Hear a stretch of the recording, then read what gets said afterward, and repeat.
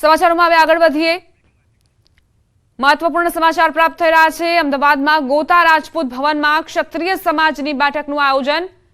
આંદોલન પાર્ટ 2 ને લઈને આ બેઠક મળી, જેમાં ચર્ચા કરવામાં આવી કે કઈ રીતે આંદોલનને આગળ વધારવું। ખત્રી, કાઠી, કરાડિયા, નોડાદા રાજપૂત આગેવાનો હાજર જોવા મળ્યા। આ સિવાય માલધારી સમાજના અગ્રણીઓ પણ હાજર હતા।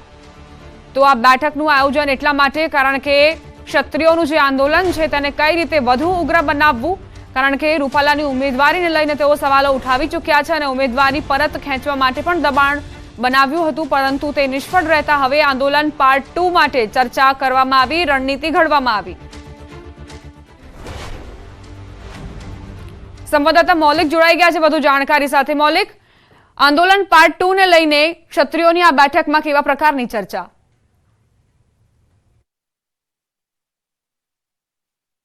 દીપા, ચોક્કસથી જે રીતે દિવસે ને દિવસે જે છે આંદોલન ઉગ્ર બનતું જાય છે, પાર્ટ 1 પછી પાર્ટ 2 જે છે તેની શરૂઆત થઈ ચૂકી છે। ગઈકાલે જે રીતે પ્રેસ કોન્ફરન્સ કરી હતી અને ત્યારબાદ જાહેરાત કરવામાં આવી હતી કે હવે પછી અહીંયા રાજપૂત ભવન ખાતે કોઈપણ પ્રકારની પ્રેસ કે અન્ય કોઈ ચર્ચા વિચારણા માટે લોકો એકત્ર નહીં થાય, પરંતુ ગ્રામમાં, દરેક ગામોમાં, દરેક જિલ્લાઓમાં જે છે ત્યાં આગળ વિરોધ પ્રદર્શન થશે અને વિરોધ પ્રદર્શન કાયદાની મર્યાદામાં એટલે કે લોકશાહી પદ્ધતિથી કરવામાં આવશે, વોટથી કરવામાં આવશે। આ પ્રકારની જાહેરાત કરવામાં આવતી હતી, પરંતુ આજે જ્યારે અન્ય સમાજ જે છે તે એનો સાથ સંપર્ક થતાં અત્યારે હાલ તેઓ અહીંયા આગળ આવ્યા છે। તેમની સાથે સંપર્ક વધારી અને આગામી સમયમાં તેમને પણ જે લોકશાહીના પર્વ જે કહી શકાય છે ચૂંટણી, આ ચૂંટણીમાં વિરોધ કરી અને અલગ પ્રકારે મતદાન જે છે તે કરવા માટેની જાહેરાત જે છે તે કરી શકે છે।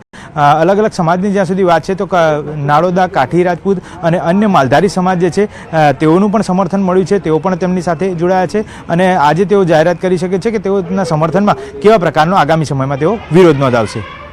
મૌલિક, અત્યાર સુધી ક્ષત્રિયો તરફથી એવી વાત રજૂ કરવામાં આવતી હતી કે પરસોત્તમ રૂપાલાનો જ વિરોધ છે, પરંતુ હવે આંદોલન પાર્ટ 2 બાદ એવા અણસાર દેખાઈ રહ્યા છે કે ભાજપની સામે જ ક્ષત્રિયો બાયોના ચડાવી લે।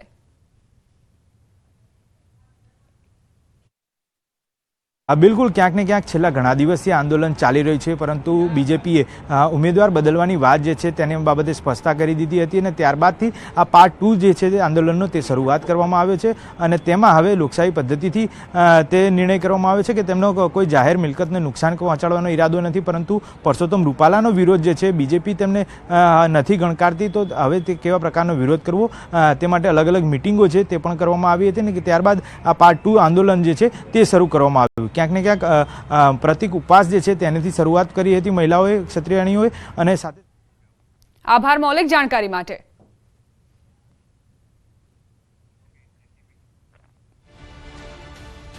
ક્ષત્રિયો આંદોલનને લઈને મોટા સમાચાર પ્રાપ્ત થઈ રહ્યા છે। રાજકોટમાં હર્ષ સંઘવીની હાજરીમાં બેઠક મળી, સંગઠન મહામંત્રી રત્નાકર પણ હાજર રહ્યા, બીજેપીના ક્ષત્રિય નેતાઓ પણ હાજર જોવા મળ્યા। કેસરી દેવસિંહ સહિતના અગ્રણીઓએ ઉપસ્થિતિ નોંધાવી। સંવાદદાતા અંકિત જોડાઈ ગયા છે વધુ જાણકારી સાથે। અંકિત, સતત ભાજપના પ્રયત્નો, ડેમેજ કંટ્રોલના શું સ્થિતિ? ચોક્કસ દીપા, ખાસ કરીને વાત કરવામાં આવે તો જે પ્રમાણે ક્ષત્રિય આગેવાનોએ પાર્ટ 2 આંદોલન પાર્ટ 2 ની જાહેરાત કરી છે ને ત્યારબાદ રાજ્યના ગૃહમંત્રી હર્ષ સંઘવી અને સાથોસાથ સંગઠન મહામંત્રી રત્નાકર છે તે રાજકોટ દોડી આવ્યા હતા। રાજકોટ ખાસ કરીને વાત કરવામાં તો રાજકોટ ગ્રામ્ય વિસ્તારની અંદર જે હોટલ સિઝન્સ આવેલી છે, આ હોટલ સિઝન્સ ખાતે બપોરના 3:30 વાગે બેઠક છે તે શરૂ થઈ હતી અને આ બેઠક છે તે સાંજના 5 વાગે પૂર્ણ થઈ હોવાનું વિગત છે તે સામે આવી છે અને ત્યારબાદ હર્ષ સંઘવી અને જે સંગઠન મહામંત્રી જે રત્નાકર છે આ બંને હીરાસર એરપોર્ટ ખાતે જવા રવાના થયા હોવાની વિગત છે તે સામે આવી છે। સાથોસાથ વાત કરવામાં આવે કે આ બેઠકની અંદર કોણ કોણ હાજર હતું, તો આ બેઠકની અંદર રાજ્યસભાના સાંસદ અને ક્ષત્રિય આગેવાન કેસરી દેવસિંહ ઝાલા છે તે આ બેઠકમાં હાજર હતા। સાથોસાથ વાત કરવામાં આવે તો રાજકોટના ધારાસભ્ય ઉદય કાનગડ, ધારાસભ્ય દર્શિતા શાહ, ધારાસભ્ય રમેશ ટીલાળા, ધારાસભ્ય જયેશ રાદડિયા, ધારાસભ્ય ભાનુબેન બાબરિયા, તો સાથોસાથ ગોંડલના પૂર્વ ધારાસભ્ય જયરાજસિંહ જાડેજા છે તે પણ આ બેઠકની અંદર હાજર રહ્યા હતા। ખાસ કરીને વાત કરવામાં તો જે પ્રમાણે બેઠક મળી હતી અને બેઠકની અંદર રાજકોટ શહેર તેમજ જિલ્લાના ભારતીય જનતા પાર્ટીના પદાધિકારીઓ। આભાર અંકિત જાણકારી માટે।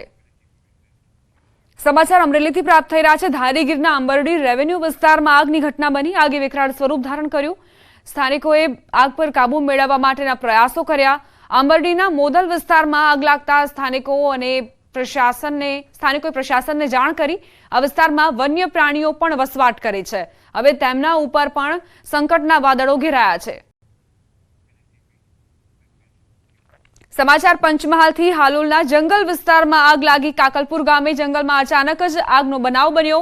આગે વિકરાળ સ્વરૂપ ધારણ કર્યું। સ્થાનિકોએ વન વિભાગને જાણ કરી અને વન વિભાગે આગને કાબૂમાં લેવાના પ્રયત્નો શરૂ કર્યા।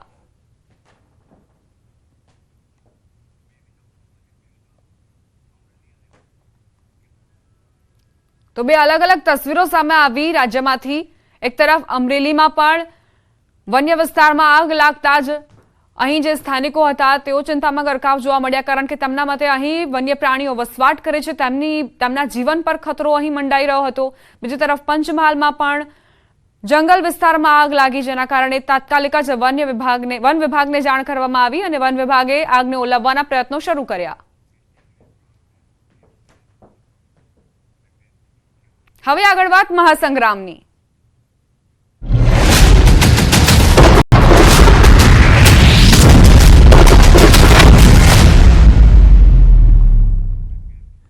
પોરબંદર લોકસભાના ભાજપ ઉમેદવાર મનસુખ માંડવિયાએ ગ્રામ્ય વિસ્તારોમાં ચૂંટણી પ્રચાર કર્યો। પ્રચારમાં તેમના ધર્મપત્ની પણ જોડાયા।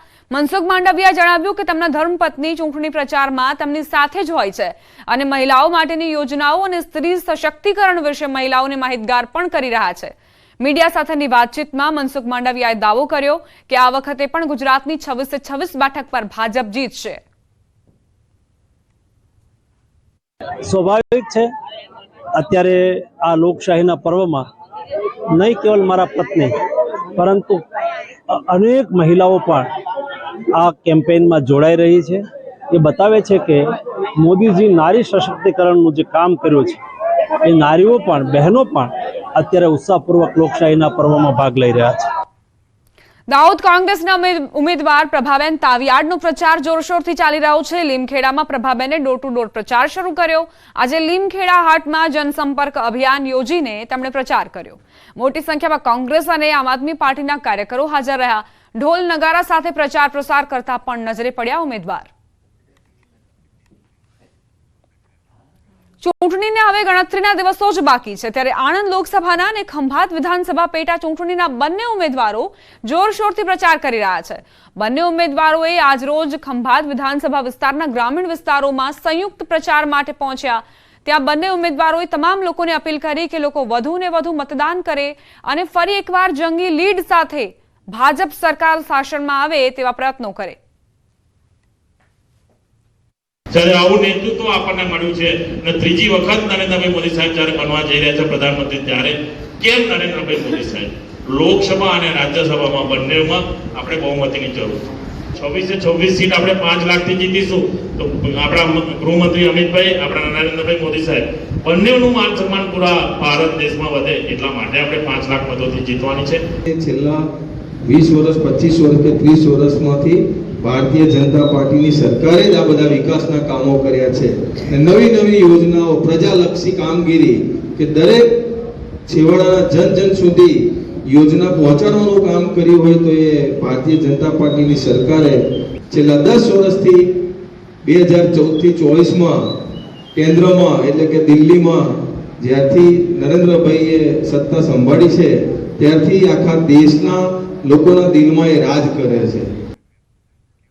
મહેસાણાથી સમાચાર। સમાજને સમૂહ લગ્નને બનાવ્યો રાજકારણનો અખાડો। વિસનગર તાલુકા ક્ષત્રિય ઠાકોર સમાજના